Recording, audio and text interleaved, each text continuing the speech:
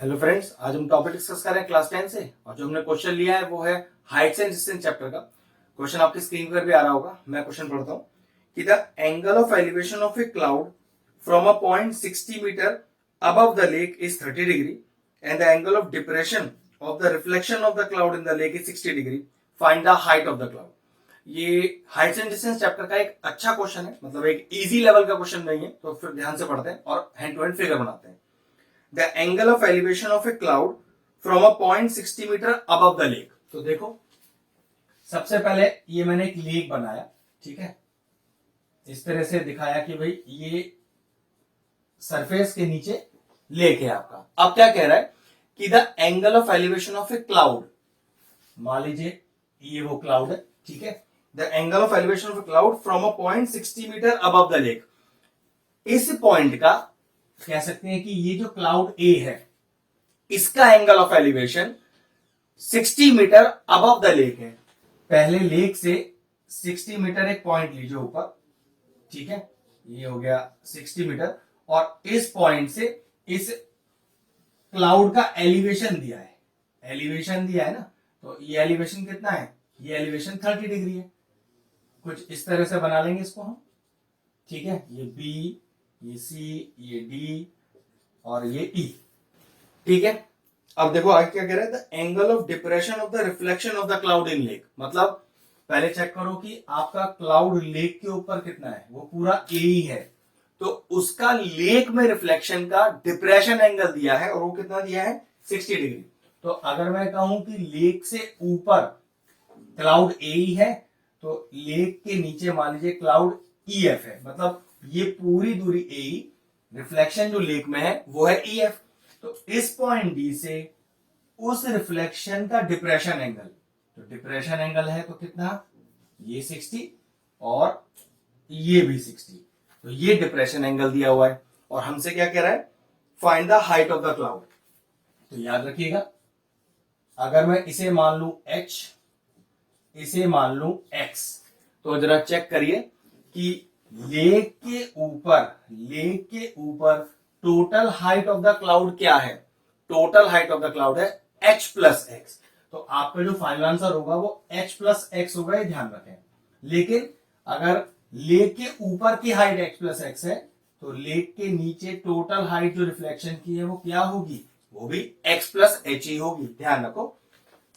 ये आपका लेक है, लेक से जस्ट ऊपर आपकी total height of the cloud क्या है, h प्लस एक्स, तो जो रिफ्लेक्शन बनेगा उसकी भी टोटल हाइट लेक के नीचे h प्लस एक्स ही होगी। तो बस कंसेप्ट इतना है, ये जो EF हमने रिफ्लेक्शन बनाया है उसकी total height x plus h होगी, बस ये ध्यान रखना है।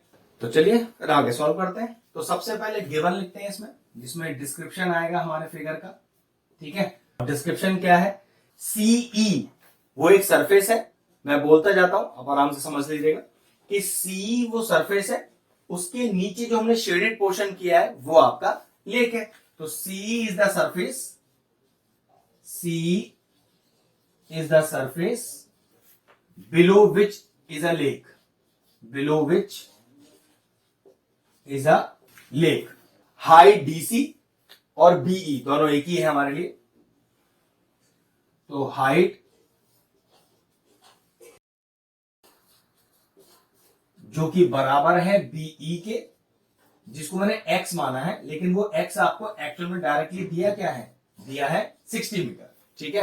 तो जहां मैं x लिख रहा हूं वहां डायरेक्टली 60 भी लिख सकता हूं, इसमें कोई दिक्कत नहीं है, ठीक है। और दोनों एंगल दिखाते हैं, तो एंगल ADB यहां लिख लेते हैं अलग से, एंगल AD और B 30 डिग्री, क्योंकि ये एक एलिवेशन एंगल है। लेकिन जो डिप्रेशन एंगल है देखो उसको कैसे डिनोट किया जाता है, BDF, angle BDF is equal to angle DF, यहां कुछ नाम दे दीजिए G, DFG, DFG इज इक्वल टू 60 डिग्री। ध्यान रखिएगा, डिप्रेशन एंगल को इस तरह से डिनोट किया जाता है, और ये दोनों ही एंगल ऑल्टरनेट इंटीरियर एंगल होते हैं। देखो अगर ये दो लाइंस आपस में पैरेलल हो और DF को ट्रांसवर्सल मान लिया जाए, तो ये दोनों ऑल्टरनेट इंटीरियर एंगल होंगे और डिप्रेशन एंगल में दोनों को ही डिनोट करना पड़ेगा, ठीक है। एलिवेशन में ऐसा नहीं करना होता। अब डिस्टेंस EF क्या है, जिसको हम कह सकते हैं रिफ्लेक्शन इन लेक, ये कितना है EF, और ये है कितना x प्लस एच। अब कह सकते हैं कि x तो 60 है मेरे पास, तो 60 प्लस h मीटर, ठीक है। डिस्क्रिप्शन हो गया फिगर का, ध्यान से देख लीजिए। ये आपका सरफेस, सरफेस के नीचे लेक, लेक के ऊपर 60 मीटर ऊंचा कोई जगह, उस पॉइंट डी से जो 60 मीटर ऊंची है, क्लाउड का एलिवेशन 30। अगर लेक के ऊपर क्लाउड की टोटल लंबाई h प्लस एक्स है, तो लेक के नीचे मतलब रिफ्लेक्शन भी पूरा वही हाइट होगा जो कि x प्लस एच होगा। अब क्योंकि x मैंने 60 माना हुआ है, तो x ना लिखकर डायरेक्टली 60 भी ले सकता हूं, वरना बाद में x की जगह 60 डाल दूंगा, ये आपकी चॉइस है, ठीक है, इसमें कोई दिक्कत नहीं। नेक्स्ट फाइंड क्या करना है, तो भैया हाइट ऑफ क्लाउड फाइंड करनी है।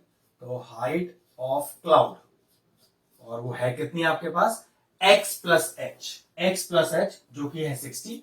तो कह सकते हैं कि हमारा फाइनल आंसर भी 60 प्लस एच ही होने वाला है, ठीक है। अब करते हैं सॉल्यूशन स्टार्ट।